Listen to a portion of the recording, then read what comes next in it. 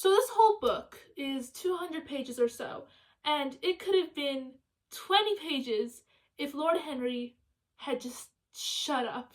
Hey guys, welcome to the show where it's all about me reading a book and giving my opinion on it and yapping about it basically, and it's probably really bad because I'm a minor, I'm underage, I'm a teenager, and I'm giving a teen review. Sorry guys, I cannot sit without a blanket. Today we're going to be talking about one of my favorite books, which is The Picture of Dorian Gray. And it's one of my favorite books, and this is the first video on this channel. So I did want to start with something warm and cozy that I could yap about for hours, because this is the point of the channel. We're yapping. So yeah, just so you know, there's gonna be lots of yapping. So if you want something to draw with, or if you want something to do your dishes with, this is the video. Let's talk about this. I have annotated this quite thoroughly, just because I will forget anything that I don't annotate, because my brain has a fish memory. So I have annotated literally everything in this. And if you think my voice sounds weird, it's because it is weird. I am a foreigner, so some things might not come across very well in translation. I am sorry about that. And let's talk about this book. So I am probably going to remake this video in the future, just because I want to make an epic video spoiling the whole book, talking about the plot in depth. But now I'm just going to give a quick little analysis. Let's look through my notes and see what I actually wrote there, because it's been a while since I read this book. See, the thing is, I was gonna wait until I do a whole reread and then make a video, but then I remembered I'm trying not to be a perfectionist. If I want to film a day, then I'm gonna film. So, yeah.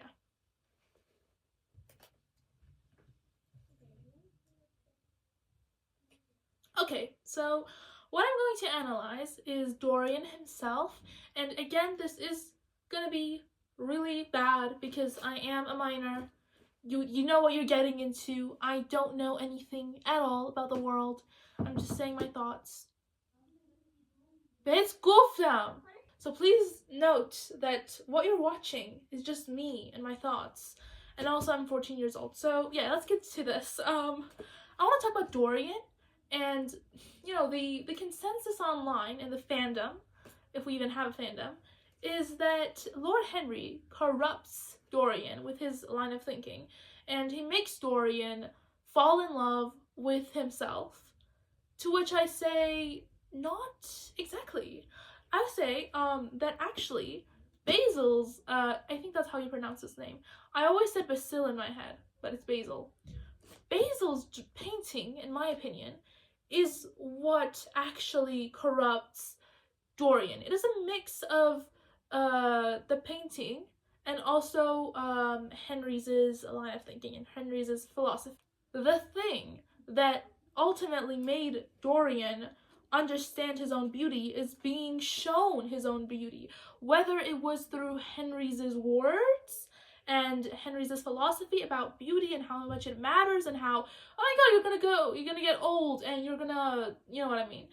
And then it was also through Basil's painting that Dorian was able to see himself, you know what I mean? Because I feel like a lot of the time we don't truly understand ourselves until we see an interpretation of ourselves through someone else's eyes, you know what I mean? Until we see ourselves in someone else, or until we hear about an interpretation that someone has of us in someone else's voice. So that's what's really interesting to me, is that a lot of the people online will say that, well, Dorian was corrupted by Henry, he wasn't actually evil. Well, in fact, I personally think that Basil also had a hand in it, and that if Basil had just kept his adoration to himself, because sometimes we can adore someone and we can want someone too much. I can see myself in that. I'm speaking from personal experience, but we can adore someone too much to the point where it corrupts us and it corrupts them, and it just makes everything messy. And I think this is what happens between Basil and Dorian, where Basil is so incredibly in love with Dorian that he just corrupts Dorian. He makes him full of himself. He makes Dorian in love with himself. And that's the problem. It's because Basil had a part in it as well. if he had just kept quiet about his adoration, none of this would have happened. I'm not saying we should blame him, I'm just saying that he had a hand in it as well.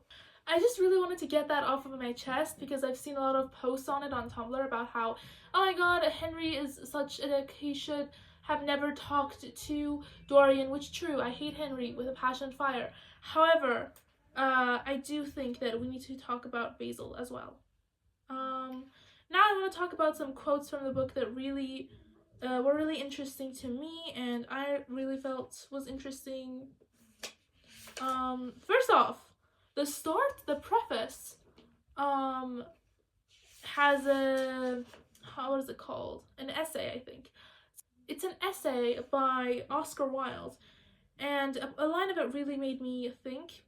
It is the spectre and not life that art really mirrors. And that's exactly what the book is trying to say. Like, Dorian becomes more evil and his painting shifts with him as he sins and as he commits crimes.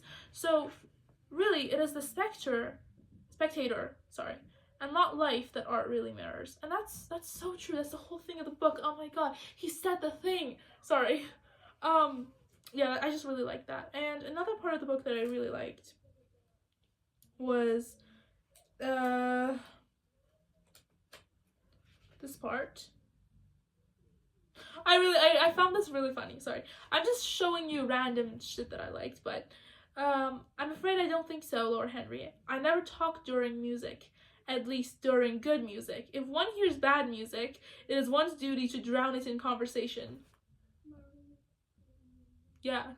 Sorry, I read that and I was like, that is so funny. That is so funny. That is so insanely funny. Anyway, another thing that I really liked is this part. It's about Lord Henry, and and so he had begun by, I don't know how that word is pronounced. Whatever. Human life that appeared to him the one thing worth investigating. Compared to it, there was nothing else of any value. Wow. You can really understand Lord Henry's motivations with that one. Lord Henry is focused on humans and he wants to observe them and he wants to kind of keep them for himself, but also it's like he considers Dorian his lab rat, basically, and he just keeps trying to introduce Dorian to new situations and new things to see how he reacts. I think that is just insane. Like when Dorian talks about his lover, Sybil Vane, but when he talks about his lover, Sybil Vane, Lord Henry is like, oh my god, that's so funny. You know what I mean? I think it's just so fun and so interesting, like having a character like that, having a character whose whole thing is investigating another character. That's insane. I hope that Dorian Gray will make this girl his wife, passionately adore her for 6 months, and then suddenly become fascinated with someone else. He would be a wonderful study. This is also said by Lord Henry. See? All he cares about is his study, and he loves it. And honestly, I can respect him for it, because, like, if you are this deep in the game, honestly, pretty good. And, something else. This part I really annotated. Like this is all my writing. I wrote a whole essay in there. And this is the part about Sybil Vane. And let me talk about Sybil Vane a little. See, Sybil Vane, she's an actress in a theater, and Dorian Gray falls in love with her. And it is a passionate love. She plays all those other girls in Shakespeare's plays, and he is obsessed. He's absolutely obsessed. He goes there every night, he watches her, and they interact very little, but she knows that he loves her, and it's a whole thing. And he goes to Lord Henry about it, and Lord Henry's just like, oh my god, this is gonna be so fun. And yeah, until her acting slips up, and she is no longer a good actress for one night, and he gets really mad, and he breaks up with her.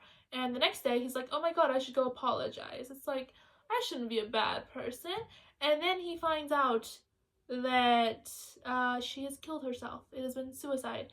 and he's like, "Aw, poor thing."